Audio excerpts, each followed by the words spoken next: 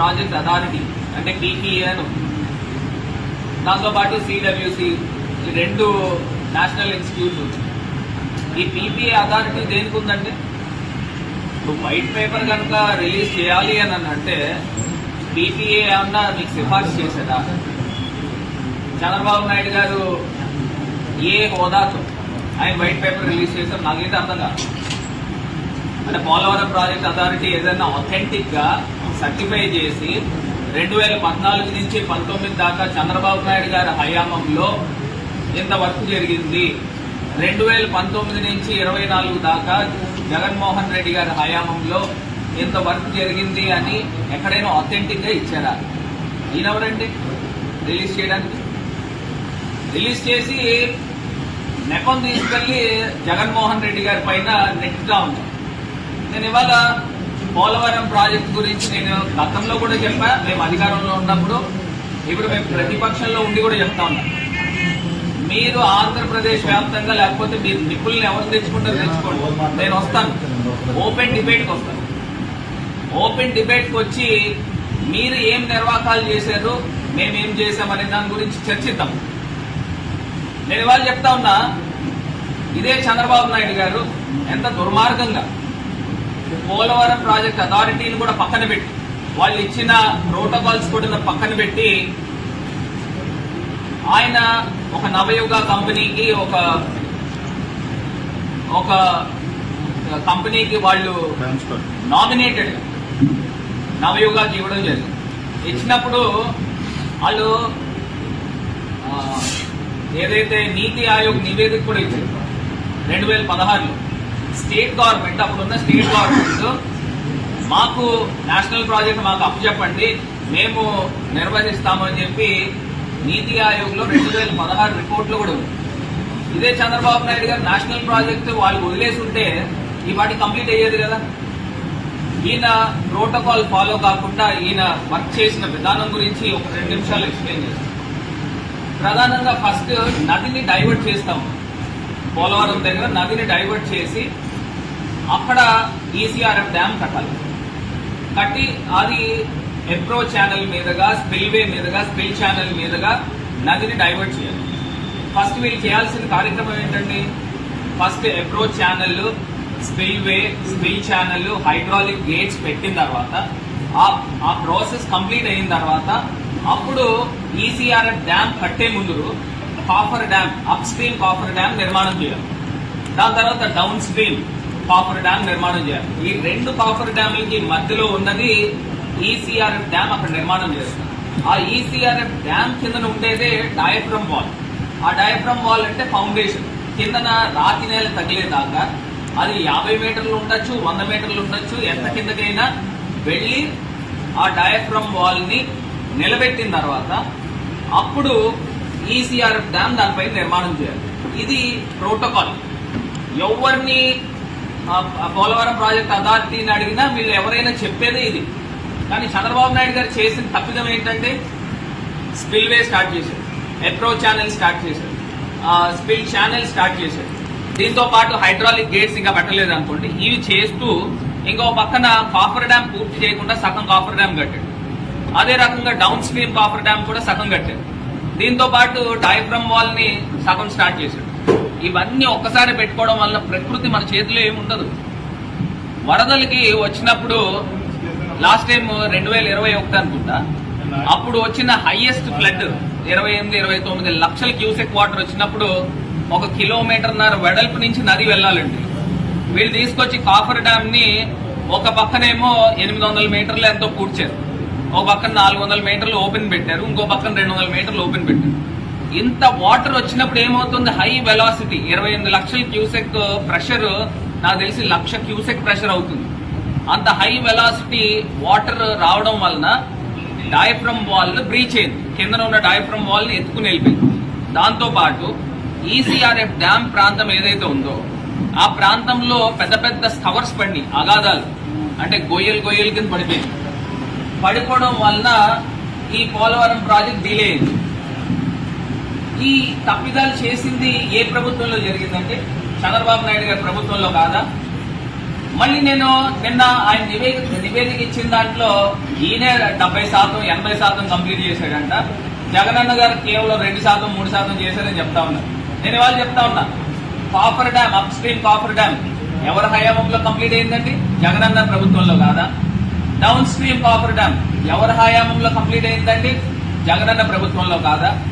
మొత్తం spillway complete చేసి hydraulic gates పెట్టి నీరుని నదిని డైవర్ట్ చేసి ఈ స్పిల్ ఛానల్ మీదుగా పంపించింది ఎవరి హయాంలో పంపించారండి? ఈ నీరంతా కూడా జగనన్న గారి ప్రభుత్వంలో కాదా? మరి ఇన్ని కంప్లీషన్ చేసిన ప్రభుత్వం జగనన్న గారి ప్రభుత్వం అయితే కేవలం జగనన్న 4% కంప్లీట్ చేశాడు, 5% కంప్లీట్ చేశాడని తప్పుడు లెక్కలు ఇస్తా ఉన్నారు. ఇవన్నీ పక్కన పెడితే ముందర పోలవరం ప్రాజెక్టు ఇంత అనర్థానికి దారి తీసిన భారతులు ఎవరు అని అడుగుతా ఉన్నారు. చంద్రబాబు నాయుడు గారు కాదా అని అడుగుతా ఉన్నారు. మరి ఇన్ని అబద్ధాలు చెప్తూ ఇవాళ ప్రజల్ని మోసం చేసే కార్యక్రమం చేస్తాం.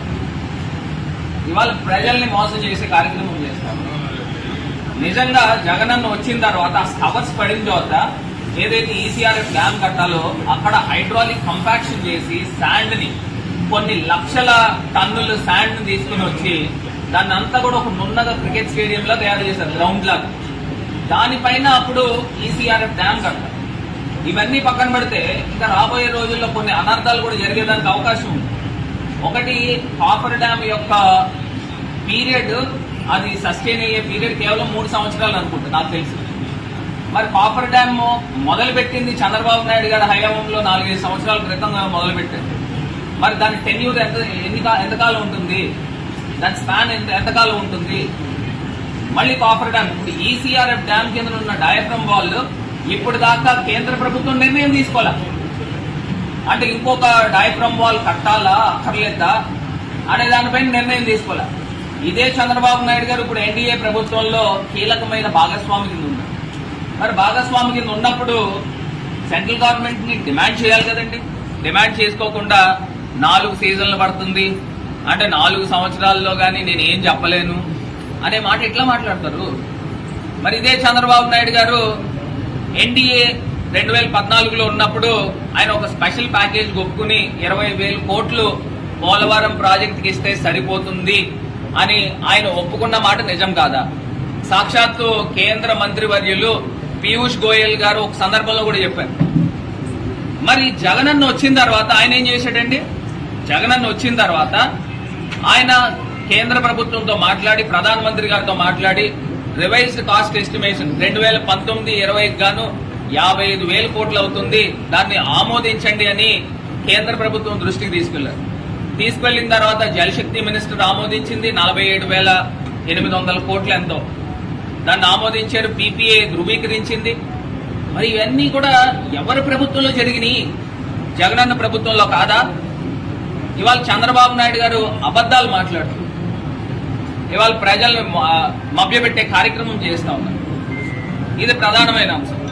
రెండోది, ఏదైతే వైఎస్ఆర్ కాంగ్రెస్ పార్టీ కార్యాలయాలపై ఏదైతే అక్కడ తాడేపల్లిలో ఒక కార్యాలయాన్ని ధ్వంసం చేశారు, కూలగొట్టారు. ఇంకా ఆంధ్రప్రదేశ్ వ్యాప్తంగా 18 కార్యాలయాలు ఎన్నాటిపైన నోటీసులు ఇచ్చి దాన్ని తొలగించే కార్యక్రమము చేస్తాము. దాని తర్వాత మేము హైకోర్టుకు వెళ్ళాము, స్టే వచ్చింది, స్టేటస్ కో వచ్చింది. అది పక్కన పెడితే ఇవాళ ఇదే తెలుగుదేశం పార్టీ, ఇదే చంద్రబాబు నాయుడు గారిని అడుగుతాము, మీరు 2014 నుంచి 19 దాకా అధికారంలో ఉన్నప్పుడు ఎక్కడెక్కడ ఎన్నెన్ని భూములు మీరు తీసుకుని ఉన్నారు? ప్రభుత్వం తరఫున మీరు 1000 రూపాయల ఎకరానికి లీజ్ తీసుకోవడం వాస్తవం కాదా? కడపలో తీసుకున్నారు, గుంటూరులో తీసుకున్నారు, అదేవిధంగా మచిలీపట్నంలో తీసుకున్నారు, శ్రీకాకుళం తీసుకున్నారు, విజయనగరం తీసుకున్నారు, విశాఖపట్నం తీసుకున్నారు. నేను చెప్పుకుంటూ వెళ్తే ఇంత పెద్ద లిస్ట్ వస్తుంది. మరి ఇన్ని చోట్ల మీరు 1000 రూపాయలకి నామమాత్రం లీజులు తీసుకున్నప్పుడు మేము అధికారంలో ఉన్నప్పుడు ఎప్పుడైనా వాటికి జోలికి పోయినామా? ఎప్పుడైనా వాటిని కూలగొట్టే కార్యక్రమం చేశామా? మీరు ఒక జీవో రూపేణ తీసుకుని వచ్చారు, కేబినెట్ నిర్ణయం తీసుకున్నారు, జీవో రూపేణ తీసుకుని వచ్చారు, అది లీజు రాయించుకున్నారు. ఇదే సిస్టమ్ వైఎస్ఆర్ కాంగ్రెస్ పార్టీ మరి ప్రభుత్వం ఉన్నప్పుడు కూడా ఇదే సిస్టమ్ జీవో రూపేణ అథెంటిక్ గానే చేసామే. మరి దీనిపైన ఎందుకు మీరు ఈ రకమైన కార్యక్రమాలు చేస్తాం? మీ సొంత డబ్బుతో ఏమన్నా కార్యాలయాలు నిర్మాణం చేసుకున్నామా? లేదా ప్రభుత్వ డబ్బుతో ఏమన్నా కార్యాలయాలు నిర్మాణం చేసుకున్నామా? లేదు కదా. ఇది ఒక్కసారి ప్రజలు గమనించగలరు. నేను కావాలంటే ఈ లిస్ట్ కూడా నేను చదువుతాను. ఇదే చంద్రబాబు నాయుడు గారు ఎక్కడెక్కడ వాళ్ళ పార్టీ కార్యాలయాలు తీసుకుని ఉన్నారో ఆ లిస్ట్ కూడా నేను కావాలంటే చదువుతాను. ఇది కాకుండా మరి హైదరాబాద్ దగ్గరకు వచ్చేసరికి మరి ఏదైతే తెలుగుదేశం పార్టీ కార్యాలయానికి బంజారా హిల్స్ లో కేబీఆర్ పార్క్ ఎదురుగుండం, మరి హైదరాబాద్ లో మనకి నూకలు లేవు, పార్టీ ఎలాగా ఆల్మోస్ట్ తీసేశారు. అది ఎక్కడ వేరే వాళ్ళ చేతుల్లోకి వెళ్ళిపోతుందని ఆ పార్టీ కార్యాలయాన్ని లీజు తీసుకున్న దాన్ని ఎన్టీఆర్ ట్రస్ట్ గా మార్చడం వాస్తవం కాదా అని అడుగుతా ఉన్నాం. మరి ఇలా ఇన్ని కార్యక్రమాలు చేసి ఇవాళ లీజులు ఎక్కడెక్కడ తీసుకున్నారు అనే దానిపైన ఒక్కసారి నేను చిన్న వివరణ ఇస్తాను.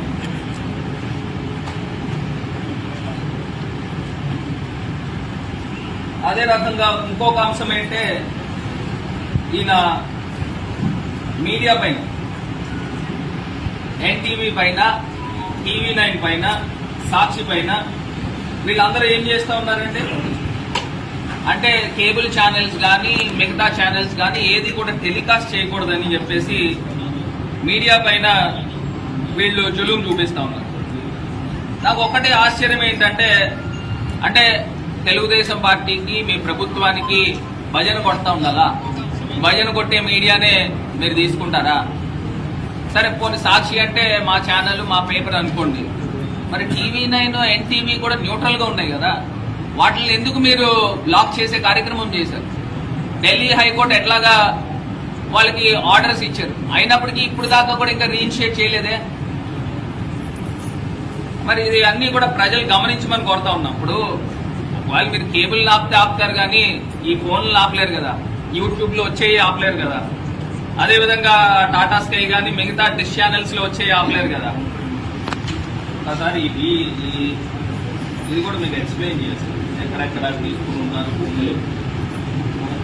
కార్యాలయానికి ఇచ్చిన స్థలాల గురించి కాకుండా దానికి రూల్స్ లేవని చెప్పేసి నోటీసు లేకుంటే ఎందుకుంటాయి? లేదనే కదా పర్మిషన్ స్టేట్ వైడ్ ఒక జీవో తీసుకుని వచ్చారు, క్యాబినెట్ డెసిషన్ తీసుకున్నారు. క్యాబినెట్ డెసిషన్ తీసుకున్నప్పుడు ఇంకా పర్మిషన్స్ లేకపోకుండా ఎలా ఉంటుంది? స్థానిక కార్యాలయ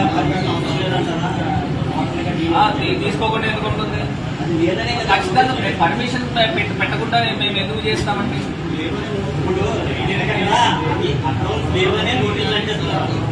రుణా కానీ లేకపోతే సంబంధిత కౌన్సిల్ కానీ కానీ అలాంటిది మా నుంచి ఎటువంటి అప్రూవల్ దానికి లేదు. ఒక బిల్డింగ్ కానీ అంటే చిన్న ఇల్లు కాకుండా అప్రూవల్ తీసుకోకపోతే దాన్ని దాన్ని చట్టపరంగా ఏ రకంగా ఉందో ఆ రకంగా చట్ట ప్రకారంగానే పోతామంటే చట్ట ప్రకారంగానే పోతాము. ఇప్పుడు గవర్నమెంట్ ఉంది, ఒకవేళ గవర్నమెంట్ మా పైన కక్ష సాధింపు చర్యలు చేస్తే హైకోర్టు ఉన్నాయి, న్యాయ వ్యవస్థ పైన గౌరవం ఉంది, దాని ప్రకారంగానే పోతాము. దీంట్లో ఏ రకమైన రాజీ లేదు.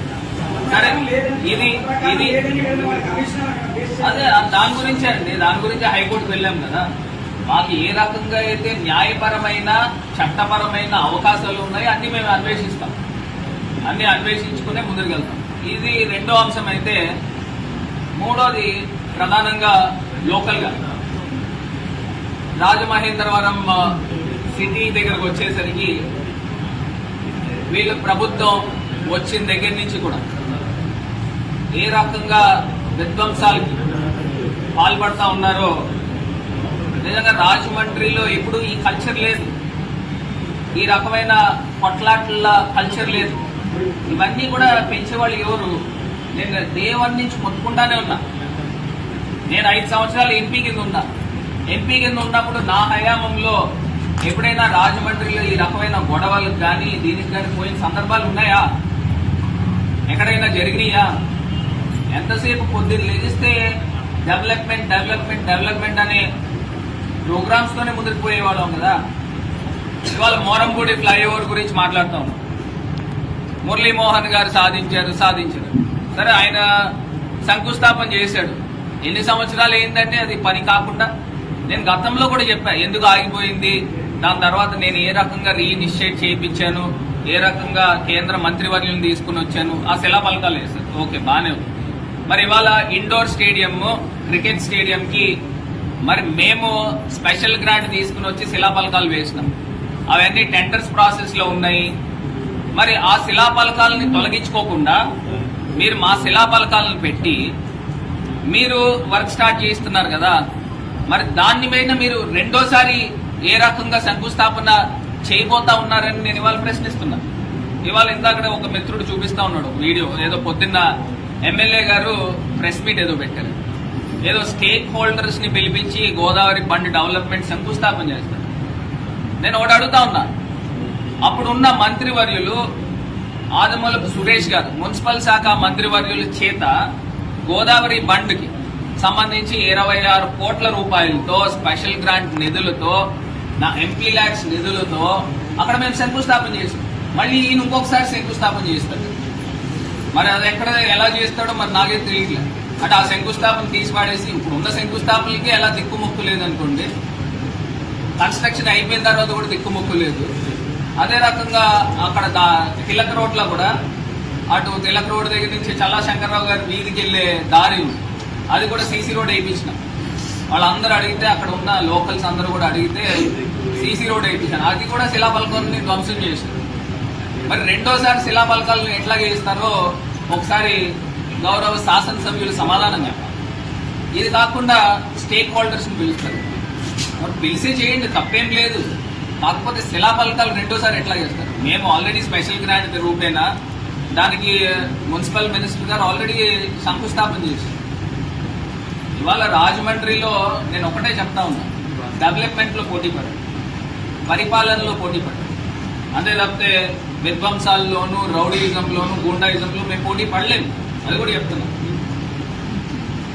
మేము పోటీ పడలేము. ఇది కాకుండా నిన్నటికి నిన్న రాత్రి ప్రచార రథాన్ని ఏ రకంగా నిప్పంటించారండి? ఎవరంటించారు? ఎవరికి అవసరం? మాకు అవసరమా? మళ్ళీ పైపెచ్చు రకరకాల మాటలు చెప్తా ఉన్నారు, వీళ్ళు చేసుకుని ఉంటారు. అది ఏం మాట్లాడుతున్నారు?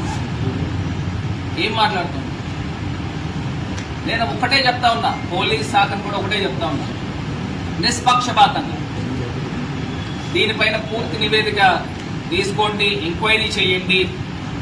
గతంలో కూడా ఈ ప్రబుద్ధులకి ఈ రకమైన అలవాటు ఉంది. గతంలో హీరో హోండాకి సంబంధించి ఒక ఆయన ఇంటి దగ్గర ఒక కారు ఉంటే ఆ కార్ని కూడా ఇదే రకంగా తగలబెట్టిన దాఖలాలు కూడా ఉన్నాయి గతంలో. నాకు తెలిసి ఒక 8 ఏళ్ళు 9 ఏళ్ళు 10 ఏళ్ళు అయ్యింది. అప్పుడు కూడా ఏ రకంగా ఈ ప్రబుద్ధులకు క్షమాపణ చెప్పారో వాళ్ళ ఇంటికి వెళ్ళి అది కూడా ఒకసారి గుర్తుకు చేసుకోమని ఆ వ్యక్తులు చెప్తాం. మరి ఆ సంస్కృతి గతంలోనే ఉంది, ఏమీ లేకుండా ఉన్నప్పుడే ఆ సంస్కృతి ఉంది. ఇప్పుడు అన్నీ వచ్చిన తర్వాత ఏ రకంగా చేస్తా ఉన్నారో, పట్టపగలు మోరంపూడి ఫ్లైఓవర్ దగ్గర ఏ రకంగా చేసినట్టు ఆ ఫ్లైఓవర్ తీసుకుని వచ్చి కింద మీద పడి తన ములకలయ్యి సాధించింది మేము కాదా? మళ్ళీ నా శిలాఫలకం వేసింది. నువ్వు వేస్తే ఏంటి, వేయకపోతే అసలు అయినా వేయడానికి మీరెవరు? అక్కడ నేషనల్ హైవే అథారిటీ ఉంది, వాళ్ళు వేయాలి. మా సొంత డబ్బులతో మేము వేసాం. మీరెవరు అసలు? సొంత డబ్బులతో మీరు వేయడానికి ఎవరు? అక్కడ ఎవరైతే అథారిటీ ఉందో అథారిటీ వేయాలా? ఇవాళ ప్రజలు అన్నీ కూడా గమనిస్తా ఉన్నారు. ఇవాళ ప్రజలు మీకు పట్టం కట్టింది ఇంకా పోటీ పడి పరిపాలనలో అభివృద్ధిలో ముందుకు వెళ్తారని పట్టం కట్టారు. అంతే తప్పితే ఈ రకమైన ధ్వంసాలు చేయడము, దహనకాండలు చేయడం గురించి కాదు. రాజమండ్రి ప్రశాంతమైన వాతావరణం ఉన్న ప్రదేశం. ఈ ప్రదేశంలో తీసుకొచ్చి ఇలా విధ్వంసాలు చేస్తా ఉన్నారు, భయభ్రాంతులకు గురి చేస్తా ఉన్నారు. మొన్న సాయి అనే ఒక పిల్లోడి పైన సీసీ ఫుటేజ్ దొరికింది. ఇంత బండరాయి తీసుకుని వచ్చి నెత్తికేసి కొట్టారు. ఆ వ్యక్తులు ఎవరో కూడా క్లియర్ గా పోలీస్ దగ్గరికి కూడా తీసుకుని వెళ్ళి పెన్ డ్రైవ్ కూడా ఇవ్వడం జరిగింది. మరి వాళ్ళని ఏం అరెస్ట్ చేశారో నాకేం తెలియదు. ఇప్పుడు దాకా అరెస్ట్ చేశారో లేదో కూడా నాకు తెలియదు. అంటే 16 కుట్లు నెత్తిపైన పడితే మరి ప్రాణం పోయేదే కదా. మరి అలాంటి వాళ్ళని ఇంకా ఈ సభ్య సమాజంలో ఇంకా అలా వదిలేస్తానా? మొన్నటికి మొన్న మా పార్టీ నాయకులు ఇళ్ల పైన దొమ్మికెళ్ళారు, కొట్లాడికెళ్ళారు. అసలు ఇదెక్కడ సంస్కృతి? అర్ధరాత్రి 12ంటికి దొమ్మికెళ్తారా, కొట్లాడికెళ్తారా? ఇదేనా మీకు ప్రజలు ఇచ్చిన ఆశీర్వదించింది? మీరు చేసే కార్యక్రమం ఇవేనా? ఎంతో గొప్ప ఆశయాలతో ముందుకు వెళ్ళాలి. రాజమండ్రి కీర్తి ప్రతిష్టలు పెంచండి. ఈ రకంగా అనుమానంగా సోషల్ మీడియాలో పెడతా ఉంటే లాక్స్ లో వ్యూవర్షిప్ వస్తూ ఉంది. సోషల్ మీడియాలో పెడతా ఉంటే 40 లక్షలు 50 లక్షల మంది చూస్తూ ఉన్నారు. అంటే ఇంతమంది చూస్తూ ఉన్నారు అని అంటే వీళ్ళు ఎంత దారుణాలకి పాల్పడతా ఉన్నారనేది ప్రజలు చూస్తూ ఉన్నారు. తగిన రోజు వస్తుంది, మళ్ళీ బుద్ధి చెప్తారు. ఇవాళ ప్రజలందరూ కూడా ఎదురు చూస్తూ ఉంటారు. ఈ చంద్రబాబు నాయుడు గారు చెప్పిన మాటలు ఏంటంటే, జగనన్న నేను 1 ఇస్తానంటే ఈయన 2 ఇస్తాను, జగనన్న 2 ఇస్తానంటే నేను 4 ఇస్తానని రకరకాలైన ఊటకు మాటలు చెప్తారు. దేవాళ్ళు చెప్తా ఉన్నా, అమ్మఒడి జగనన్న ఒకరికే ఇస్తానంటే ఇంట్లో 3 4 అమ్మఒడి ఇస్తాము. మరి ఏ రకంగా ఇస్తారో మేము కూడా చూస్తాం. మీకు ఖజానాలో డబ్బులు ఎక్కడి నుంచి మీరు సంపద సృష్టించి ఏ రకంగా ఇస్తారో చూస్తాం. మీరు నిజంగా ఇస్తే మొట్టమొదటి ఆనందించేవాడిని మేమే. అదే రకంగా వాలంటీర్ వ్యవస్థ కిందన నిన్న ఒక మంత్రి మాట్లాడుతూ చెప్తా ఉన్నాడు, వాలంటీర్స్ ఉండొచ్చు ఉండకపోవచ్చు. ఇదే మాట, ఉండొచ్చు ఉండకపోవచ్చు అంటే మీరు వాలంటీర్స్కి మేము 5,800 ఇస్తే మేము 10,000 ఇస్తామని చెప్పిన మాట చంద్రబాబు నాయుడు గారు కాదని అడుగుతా ఉన్నా. మరి ఉండొచ్చు ఉండకపోవచ్చు అనే పదాలు ఎక్కడి నుంచి వస్తా ఉన్నాయి? ఎందుకు మాట్లాడుతూ ఉన్నారు? అంటే ఇది మొదటి మోసం చేసే కార్యక్రమం చేస్తా ఉన్నాం.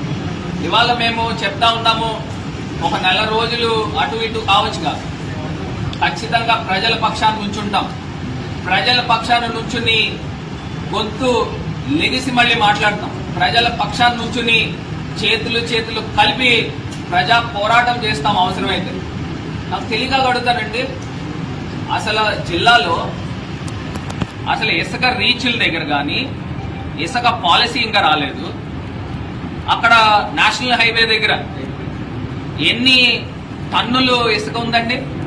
కొన్ని వేల టన్నులు ఉంటుంది, 90,000 టన్నులు. అసలు ఏమైపోయిందండి? ఇది ఎవరికి ఇచ్చారండి? ఉచితంగా ఇచ్చారా? ఫ్రీ ఇసుక అన్నారు, ఉచితంగా ఎక్కడైనా ఇచ్చారా?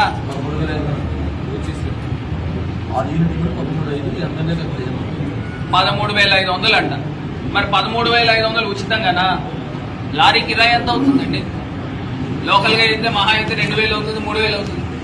లోడింగ్ కి మహా అయితే ఒక 500 అవుతుంది, 1,000 రూపాయలు అవుతుంది. ఈ 13,500 ఎక్కడికి వెళ్తుంది ఈ డబ్బు? నేను ఇప్పుడు లారీ పంపిస్తాను, ఉచితంగా వేస్తారండి? వేస్తారా? మరి ఈ రకమైన అవినీతి కార్యక్రమాలు చేస్తూ మళ్ళీ సన్నాయి నొక్కులు నొక్కుతున్నారు. మరి నా పైన ఏదో పాంప్లెట్లు వేసారు, ప్రజలు నమ్మారు. పాపం నేను నిజంగా 25% కమిషన్లు తీసుకుని ప్రజలు నమ్మారు. మరి మీ అధికారంలోకి వచ్చారు కదా, ప్రూవ్ చేయండి. నేను అప్పుడు ఛాలెంజ్ చేశాను, ఇప్పుడు ఛాలెంజ్ చేస్తున్నా.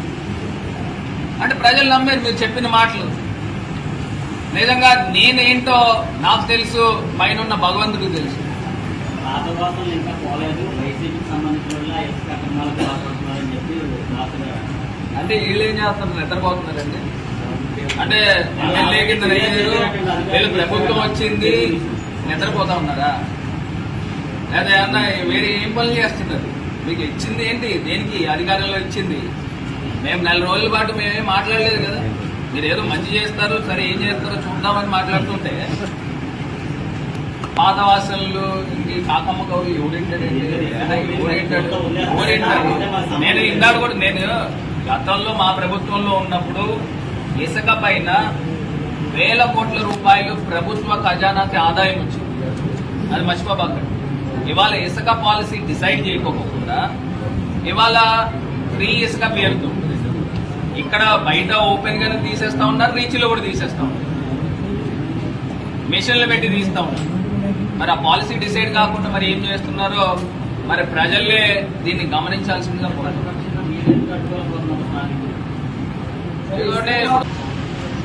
ఆంధ్రప్రదేశ్ వ్యాప్తంగా రెండు ప్రధానమైన అంశాలు జరుగుతాం. నిన్న గౌరవ ముఖ్యమంత్రి వర్యులు చంద్రబాబు నాయుడు